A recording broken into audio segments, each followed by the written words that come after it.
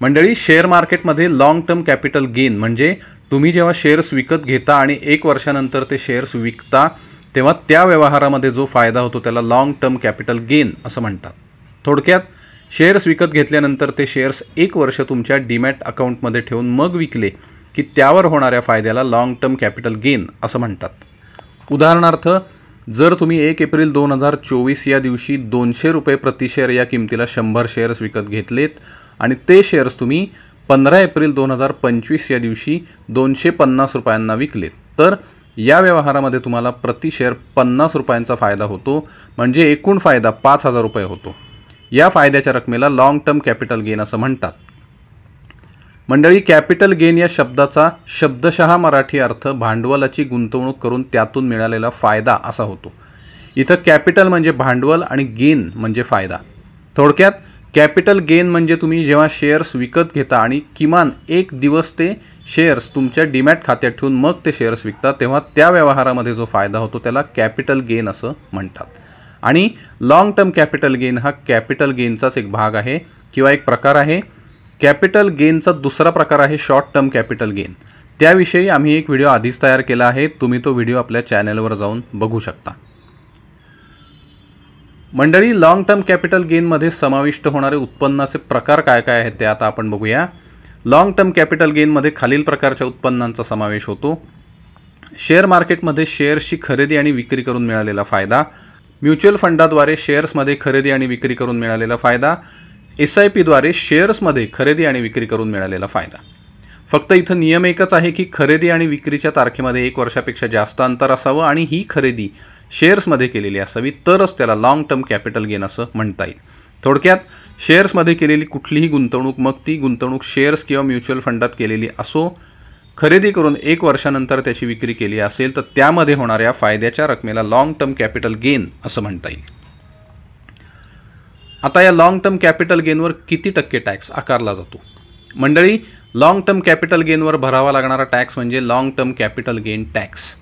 या टॅक्सचे नियम सामान्य उत्पन्नांच्या टॅक्सपेक्षा थोडे वेगळे आहेतच, पण शॉर्ट टर्म कॅपिटल गेनच्या टॅक्सपेक्षा सुद्धा थोडेसे वेगळे आहेत। लॉंग टर्म कॅपिटल गेनच्या बाबतीत 23 जुलै 2024 पासून 2 महत्त्वाचे बदल झाले आहेत। मात्र हे बदल बघण्याआधी आपण बघूया 23 जुलै 2024 पर्यंत लॉंग टर्म कॅपिटल गेनवरील टॅक्ससाठी काय नियम होते। जर तुम्ही शेअर्स 23 जुलै 2024 या तारखेच्या आधी विकले असतील तर तुम्हाला लॉंग टर्म कॅपिटल गेनमध्ये 1 लाख रुपयांची सवलत मिळाली असती। म्हणजे ही लॉंग टर्म कॅपिटल गेनची रक्कम जर 1 लाख किंवा त्यापेक्षा कमी असेल तर त्यावर तुम्हाला टॅक्स भरावा लागणार नाही। मात्र ही रक्कम 1 लाखापेक्षा जास्त असेल तर त्या जास्तीच्या रकमेवर तुम्हाला 10% टॅक्स भरावा लागेल। उदाहरणार्थ, 1 एप्रिल 2023 या दिवशी 100 रुपये प्रति शेअर या किमतीला 3000 शेअर्स विकत घेतले आणि ते शेअर्स 1 मे 2024 या दिवशी 140 रुपयाला विकले, तर या व्यवहारामध्ये प्रति शेअर 40 रुपयांचा फायदा होतो, म्हणजे एकूण 1,20,000 रुपयांचा फायदा होतो। आता हा व्यवहार 23 जुलै 2024च्या आधी केला असल्यामुळे त्यातल्या पहिल्या 1 लाख रुपयांच्या रकमेवर 0% टॅक्स भरावा लागेल आणि उरलेल्या 20,000 रुपयांवर 10% टॅक्स भरावा लागेल। म्हणजे 20,000 रुपयांच्या 10% बरोबर 2,000 रुपये long term capital gain tax म्हणून भरावा लागेल। आणि जर शेअर्स 23 जुलै 2024 पासून पुढे कधीही विकले असतील तर त्यासाठी लॉंग टर्म कॅपिटल गेनच्या नियमात बदल करण्यात आलेले आहेत। पहिला बदल असा आहे की जर तुम्ही शेअर्स 23 जुलै 2024 या तारखेपासून पुढे कधीही विकले तर तुम्हाला लॉंग टर्म कॅपिटल गेनवरील टॅक्समध्ये 1,25,000 रुपयांपर्यंतची सवलत मिळेल। म्हणजे लॉंग टर्म कॅपिटल गेनची रक्कम जर 1,25,000 किंवा त्यापेक्षा कमी असेल तर त्यावर तुम्हाला टॅक्स भरावा लागणार नाही। मात्र ही रक्कम 1,25,000 पेक्षा जास्त असेल तर त्या जास्तीच्या रकमेवर तुम्हाला 12.5% टॅक्स भरावा लागेल।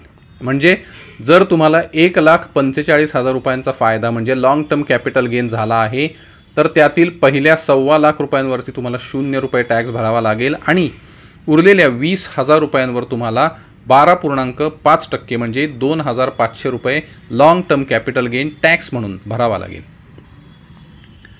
लॉंग टर्म कॅपिटल गेनवर 87 अंतर्गत रिबेट मिळतो का?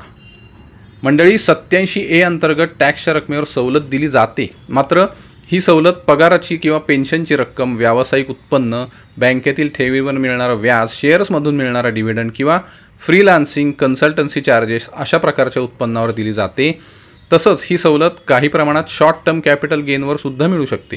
मात्र लॉंग टर्म कॅपिटल गेनसाठी 87A या कलमांतर्गत कुठलीही सवलत मिळत नाही।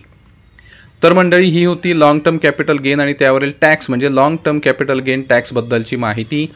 ही माहिती तुम्हाला आवडली असेल तर कृपया व्हिडिओला लाईक आणि शेअर करा। चॅनल सबस्क्राईब केलं नसेल तर नक्की सबस्क्राईब करा, बेल आयकॉन प्रेस करा आणि ऑल नोटिफिकेशन हा पर्याय निवडा। धन्यवाद।